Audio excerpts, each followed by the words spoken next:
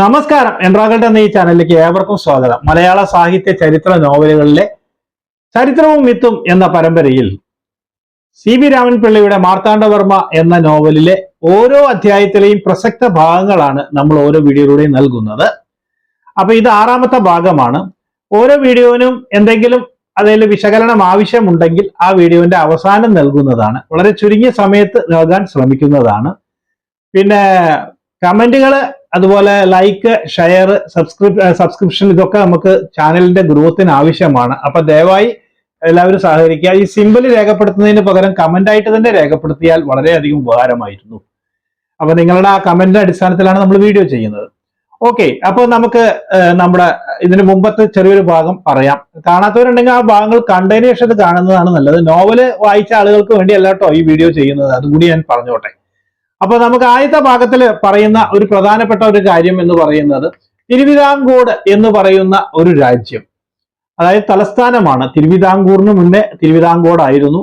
അവിടെ രാമവർമ്മ മഹാരാജാവ് അത്യാസന നിലയിൽ മരണത്തിനോടടുത്ത് നിൽക്കുന്ന സമയത്ത് അധികാര വടംവലി നടക്കുന്ന സമയമാണ്. അതായത് രാമവർമ്മ മഹാരാജാവിന്റെ മക്കളായ തമ്പി സഹോദരന്മാരും അതുപോലെ തന്നെ മാർത്താണ്ഡവർമ്മയും, അതായത് അനന്തരവനായ പെങ്ങളുടെ മകനായ മാർത്താണ്ഡവർമ്മയും തമ്മിലുള്ള അധികാര വടംവലിയാണ് ഈ നോവലിലെ ഇതിവൃത്തം. അപ്പൊ അതിൽ പ്രത്യേകം ശ്രദ്ധിക്കുക, ഒരു വിഭാഗം പരമ്പര തുടരണം എന്നും മറ്റൊരു വിഭാഗം പുതുതായി ഒരു പരമ്പര സൃഷ്ടിക്കണം എന്നും അല്ലെങ്കിൽ അധികാരത്തിന്റെ ആ ഒരു ചടങ്ങ് ഉണ്ടാക്കണമെന്നും കരുതുന്നു എന്ന് ആ നോവലിൽ പരാമർശിക്കുന്നു. അപ്പോ മാർത്താണ്ഡവർമ്മയ്ക്ക് യുവരാജാവിന് ആ സമയത്ത് വളരെ കുറഞ്ഞ അംഗബലമാണ് കൂടെ ഉള്ളത്. അതേസമയം മറ്റ് ഗ്രൂപ്പ്, അതായത് തമ്പി സഹോദരന്മാരുടെ കൂടെ വലിയൊരു വിഭാഗം തന്നെ ഉണ്ട്. 8 വീട്ടിൽ പിള്ളമാരാണ് അതിൽ പ്രധാനമായിട്ട് പറയുന്നത്. പിന്നെ കഥ തുടങ്ങുന്ന സമയത്ത് തന്നെ ഇവിടെ അനന്തപത്മനാഭൻ അല്ലെങ്കിൽ ഒരു യുവാവ് കൊല്ലപ്പെട്ടതായിട്ട് അല്ലെങ്കിൽ മരണത്തിനോട് അടുത്ത് കിടക്കുന്ന, മുറിവേറ്റ് കിടക്കുന്ന ഭാഗമാണ് വിവരിക്കുന്നത്. അതിനുശേഷം അത് പിന്നീട് ഒരു പട്ടാണികൾ അവരെ ഇദ്ദേഹത്തിന് എടുത്തു കൊണ്ടുപോകുന്നുണ്ട്. അതുപോലെ തന്നെ ചെമ്പകശ്ശേരി തറവാട്ടില്, അതായത് കഴക്കൂട്ടത്ത് പിള്ളയുടെ മകളായിട്ടുള്ള, എന്നാൽ കാർത്തിയാനിയമ്മയുടെയും മകളായിട്ടുള്ള പാറുക്കുട്ടി എന്ന് പറയുന്ന, തങ്കം എന്ന് വിളിക്കപ്പെടുന്ന ഒരു സുന്ദരിയായ ഒരു പെൺകുട്ടി, ആ പെൺകുട്ടി അനന്തപത്മനാഭനെ മോഹിക്കുകയും അല്ലെങ്കിൽ പ്രേമിക്കുകയും ചെയ്തിരുന്ന സമയത്താണ് അനന്തപത്മനാഭന്റെ മരണവാർത്തയെ അറിയുന്നതും വളരെ ദുഃഖിതയായിട്ടിരിക്കുന്ന ഒരവസ്ഥ. 17 വയസ്സ്, അതാണ് ആ ഭാഗത്ത് പറയുന്നത്. പിന്നെ തമ്പിയുടെ കൂടെ വരുന്ന സുന്ദരയ്യൻ എന്ന് പറയുന്ന ഒരു ബ്രാഹ്മണനെ വിവരിക്കുന്നുണ്ട്. സുന്ദരയ്യൻ എന്ന് പറയുന്നത് എല്ലാ വിധത്തിലുള്ള കുടില ബുദ്ധിയും ഉപയോഗിക്കുന്ന ഒരു ശകുനി, ആ രീതിയിലൊക്കെയാണ് അത് അവതരിപ്പിക്കുന്നത്. തമ്പിയെ കുറെ പറഞ്ഞ് മോഹിപ്പിക്കുന്നതും ഒക്കെ സുന്ദരയ്യനാണ്. അപ്പോൾ തമ്പിയെ കൊണ്ട് വിവാഹം കഴിപ്പിക്കാൻ വേണ്ടിയിട്ട് കാർത്തിയാനിയമ്മയ്ക്ക് അല്ലെങ്കിൽ ഈ പാറുക്കുട്ടിയെ വിവാഹം കഴിപ്പിച്ച് അയക്കാൻ ആഗ്രഹം ഉണ്ടായിരുന്നു. പക്ഷേ അവിടെ പാറുക്കുട്ടി അതിനൊന്നും സമ്മതിക്കുന്നില്ല. അതാണ് ആ ഭാഗത്ത് പറയുന്നത്. മറ്റൊരു ഭാഗത്ത് കുടമൻപിള്ളയുടെ വീട്ടിൽ നടക്കുന്ന യോഗങ്ങളെ കുറിച്ചാണ്. അവിടെ സുന്ദരയ്യൻ പങ്കെടുക്കുന്നുണ്ട്. അവിടുന്ന് ഈ യോഗം നടത്തിയ ആ തീരുമാനങ്ങൾ ഒരു യോഗക്കുറിയാക്കിയിട്ട് അയക്കുമ്പോൾ ആ യോഗക്കുറി തട്ടിയെടുക്കാൻ വേണ്ടിയിട്ട് ഒരു ഭിക്ഷു വരികയും അതിനെക്കുറിച്ച് ആ വീഡിയോയിൽ പറഞ്ഞിട്ടുണ്ട്. പിന്നെ മറ്റൊരു ഭാഗം പറയുന്നത് പട്ടാണികളുടെ ആ പാളയത്തിലാണ്. അവര് വളരെയധികം വൈദിക കാര്യങ്ങളിലൊക്കെ ശ്രേഷ്ഠന്മാരായിട്ടുള്ള വ്യക്തികളാണ്. അപ്പൊ അവര് അവിടെ കുറച്ച് ആൾക്കാരെ പരിചയപ്പെടുത്തുന്നുണ്ട്. അതില് നൂറുദ്ദീൻ, അതുപോലെ തന്നെ ഷംസുദ്ദീൻ, അതുപോലെ ഈ ഉസ്മാൻ ഖാൻ, അതേപോലെ ഇതിന്റെ ഹാക്കിംഗ് എന്ന് പറയുന്ന ആ പ്രധാനപ്പെട്ട ഇതിന്റെ ഒരു വന്ധ്യ വയോധികനുണ്ട്, അദ്ദേഹത്തിനെ കുറിച്ചും പറയുന്നുണ്ട്. പിന്നെ സുലൈഖ, അതുപോലെ തന്നെ ഫാത്തിമ, വേറൊരു ലേഡിയും കൂടി നമ്മൾ പരിചയപ്പെടുത്തുന്നുണ്ട് അതിൽ ഉള്ളിൽ. അതിനെക്കുറിച്ച് ഞാൻ പറഞ്ഞിട്ടുണ്ട്, അതിന്റെ മുമ്പത്തെ വീഡിയോയിൽ കാണുക. പിന്നെ അവിടെ ഈ ഷംസുദ്ദീന്റെ കാര്യത്തിൽ മാത്രം ചില സംശയങ്ങളൊക്കെ അവിടെ രേഖപ്പെടുത്തുന്നൊക്കെ ഉണ്ട്. അതൊക്കെ ഞാൻ കൃത്യമായിട്ട് അതിൽ പറഞ്ഞിട്ടുണ്ട്, എല്ലാ കാര്യങ്ങളും അത് കാണുക. പിന്നെ 2 പ്രാവശ്യം ചാന്നാൻ രക്ഷിക്കുന്നുണ്ട് യുവരാജാവിനെ. പിന്നെ മാങ്കോയ്ക്കിൽ വെച്ചിട്ടുണ്ടായ ഒരു യുദ്ധത്തില് അവിടുത്തെ കുറുപ്പന്റെ വീടൊക്കെ അഗ്നിക്കിരയായതും അവിടെ നിന്ന് അദ്ദേഹം രക്ഷപ്പെടുത്തുന്നതും അവിടെയും ചാന്നാനം തന്നെയാണ് വരുന്നത്. പിന്നീട് മാങ്കോയ്ക്കൽ കുറുപ്പിന്റെ സൈന്യം ഇവർക്ക് നൽകാം, അല്ലെങ്കിൽ അംഗബലം കൂട്ടാൻ സഹായിക്കാം എന്നൊക്കെ പറഞ്ഞ് അദ്ദേഹത്തിനെ കാത്തിരിക്കുന്ന സമയത്ത് മാങ്കോയ്ക്കൽ കുറുപ്പ് എത്തിയിട്ടില്ല. അതിന്റെ ആ ഒരു വിഷമത്തിന്റെ മുകളിലാണ് ഇരിക്കുന്നത്. ആ സമയത്താണ് പാറുക്കുട്ടിയുടെ വീട്ടിലെ അല്ലെങ്കിൽ ഈ ചെമ്പകശ്ശേരി തറവാട്ടിലൊരു സംഭവം നടക്കുന്നത് പാറുക്കുട്ടിക്ക് പെട്ടെന്ന് തന്നെ ഒരു ദിവസം രാത്രിയിലെ പക്ഷാഘാതം പിടിച്ച് കിടക്കുകയാണ്. അതായത് എന്തോ ഒന്ന് കണ്ട് പേടിച്ചിട്ട് വന്ന സംഭവമാണ്. അപ്പൊ അതിനെക്കുറിച്ച് അറിയാൻ വേണ്ടിയിട്ടാണ് സുഭദ്ര പുറപ്പെടുന്നത്. സുഭദ്ര എന്ന് പറയുന്നത് കുടമൻ പിള്ളയുടെ സഹോദരിയുടെ മകളാണ് ഈ സുഭദ്ര എന്ന് പറയുന്നത്.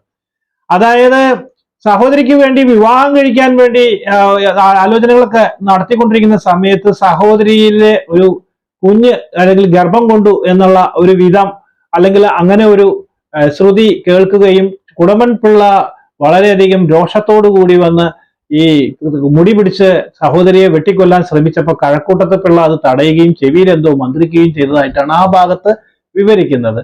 അപ്പോ ഇതിൽ ഈ കുട്ടിയുടെ അച്ഛൻ ആരാണെന്ന് കൃത്യമായിട്ട് പറയുന്നില്ല. ഏതൊരു പ്രമുഖനായിരിക്കാം, ആ രീതിയിലാണ് വരുന്നത്. ഇങ്ങനെയാണ് ആദ്യ ഭാഗം പറയുന്നത്. പിന്നെ സുഭദ്രയ്ക്ക് കുറെ പേരുകൾ കിട്ടിയിട്ടുണ്ട്. അതായത് സുഭദ്രയുടെ കുറച്ച് പ്രായമെത്തിയപ്പോൾ സുഭദ്രയെ ഒരു അനന്തരവനെ കൊണ്ട് കല്യാണം കഴിക്കുകയും അനന്തരവന് സുഭദ്രയുടെ ഈ പെരുമാറ്റവും കാര്യങ്ങളൊക്കെ കണ്ട് സംശയം തോന്നി ഒരു ദിവസം വിട്ടുപോയി എന്നും പിന്നീട് നാട്ടുകാരൊക്കെ ഇവരെ കുലട എന്ന് വിളിക്കുകയും ഇവരൊരു അഴിഞ്ഞാഴ്ന്ന് നടക്കുന്ന ഒരു സ്ത്രീയെ പോലെയൊക്കെയാണ് അവിടെ ഭയങ്കര ഒരു പ്രചാരത്തിലുള്ള വാർത്തകൾ. പക്ഷെ യഥാർത്ഥത്തിൽ ഇവർ വളരെയധികം ബുദ്ധി ഉള്ള ഒരു അല്ലെങ്കിൽ വളരെയധികം എല്ലാ കാര്യങ്ങളിലും അറിവുണ്ടായിരുന്ന വിവേകമതിയായ ഒരു യുവതിയായിരുന്നു എന്ന കാര്യം അധികം ആളുകൾക്കൊന്നും അറിയുന്നില്ല.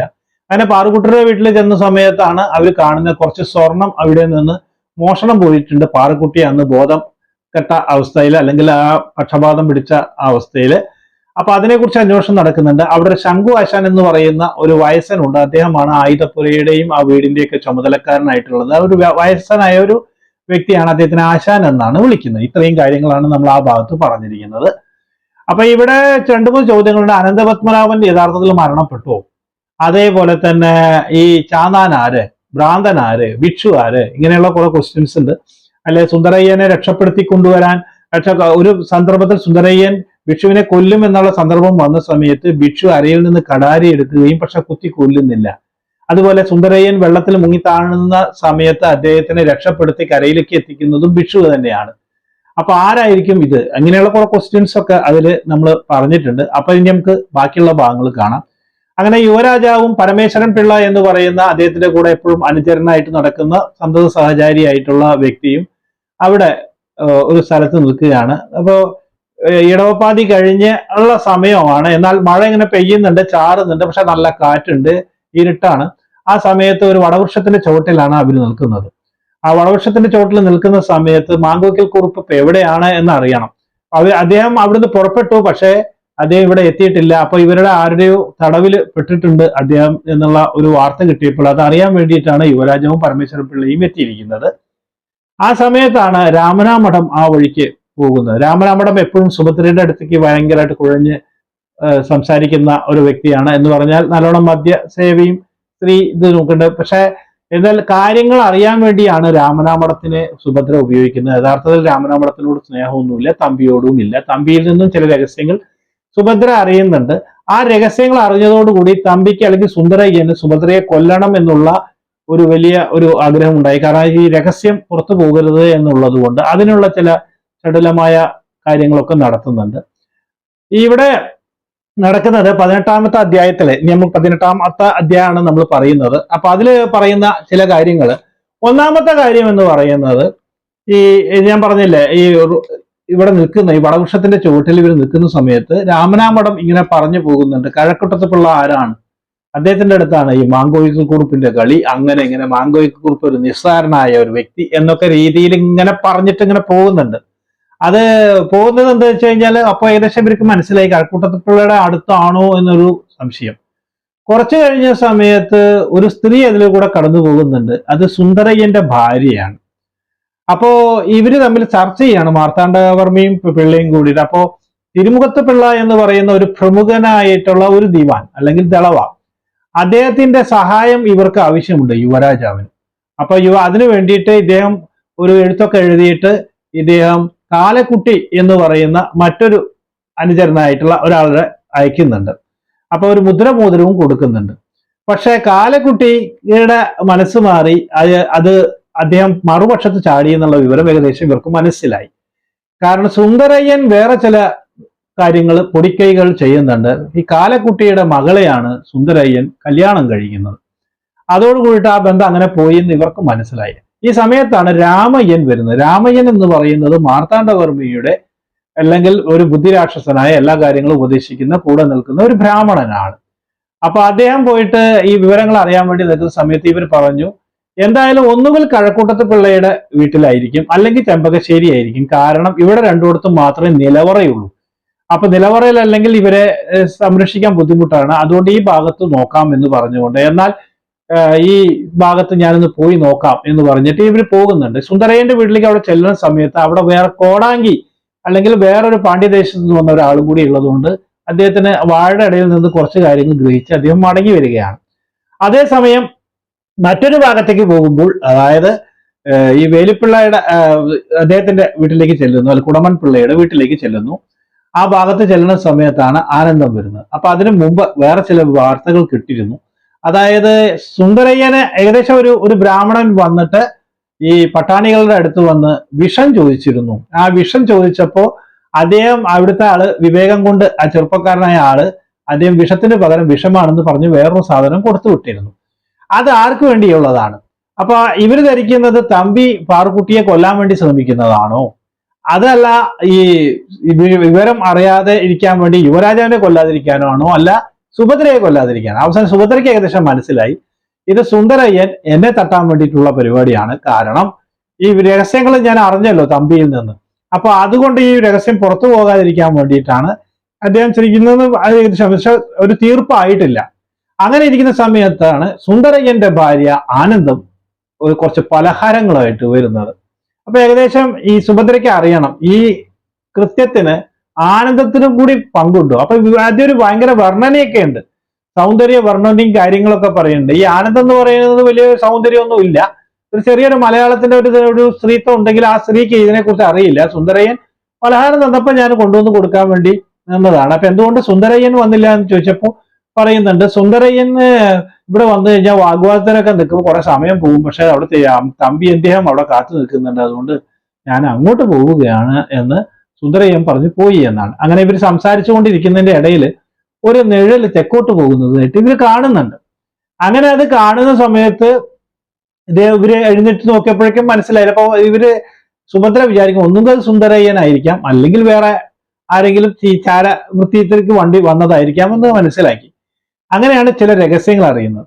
അപ്പൊ ചെമ്പകശ്ശേരിയിൽ ഈ പക്ഷപാതം നടന്ന അല്ലെങ്കിൽ പക്ഷാഘാതം ഉണ്ടായ പക്ഷാഘാതം നേരിട്ട പാറുക്കുട്ടിക്ക് ആ ദിവസത്തില് മറ്റൊരു കാര്യം ഇവർ നോട്ട് ചെയ്തിരുന്നു. കാരണം അവിടെ വെച്ചിരുന്ന അണിയാൻ വെച്ചിരുന്ന ആഭരണങ്ങളൊക്കെ മോഷണം പോയിരുന്നു.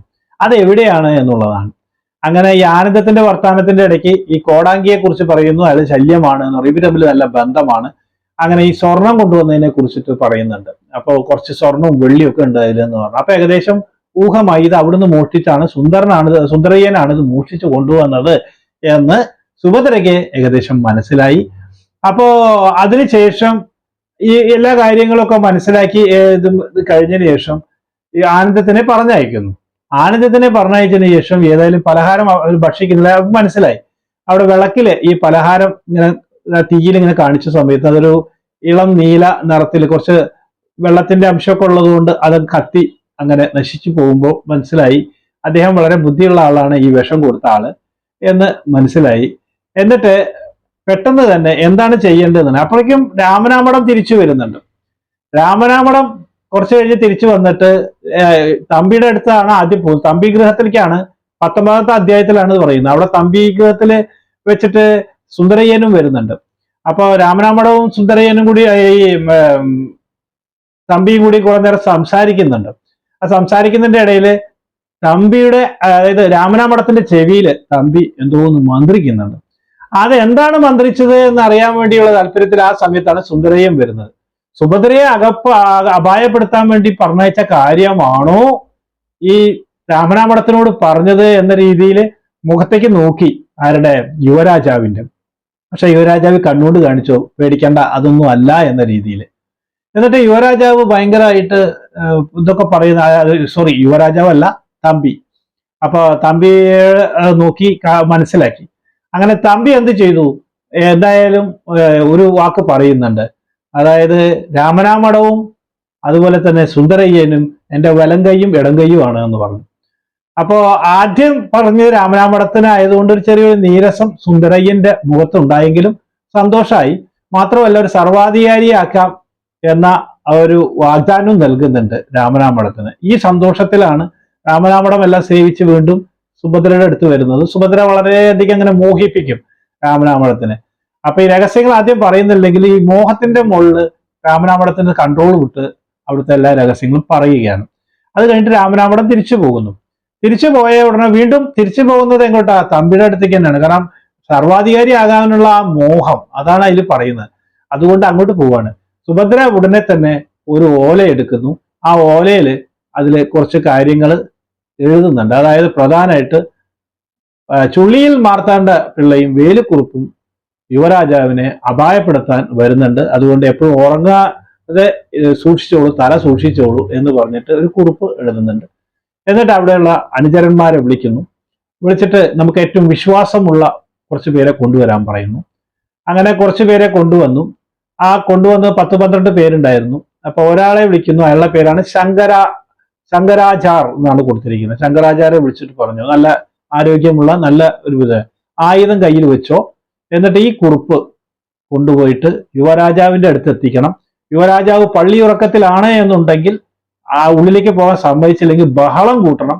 എങ്ങനെയെങ്കിലും ഈ കുറിപ്പ് അവിടെ എത്തിക്കണം. പിന്നെ വേറെ ഒരു കാര്യവും പറഞ്ഞു പോകരുത് എന്നും പറഞ്ഞു വിടുന്നു.